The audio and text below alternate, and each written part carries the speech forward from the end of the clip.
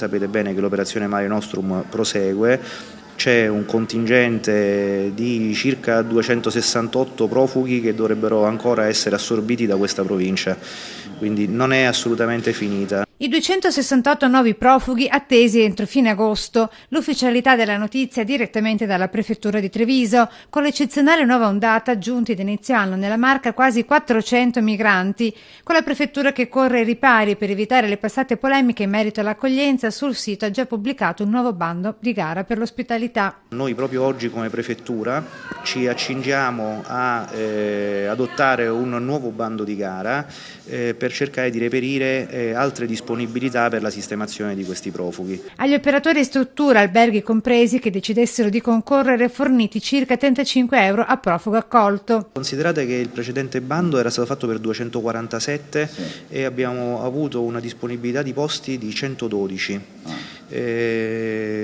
Questa volta il bando è per 268 unità.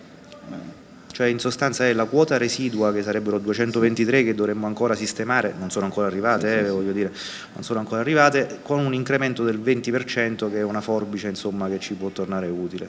Infine le rassicurazioni sanitarie dopo 2 casi di scabbia tra i 23 profughi ospitati a Vittorio. Assolutamente sotto controllo. Io come consigliere comunale del comune di Treviso farei un appello ad Alfano, invece di fare il comitato contro i VCUMPRA, sarebbe meglio che lui non facesse assolutamente entrare i Mare Nostrum,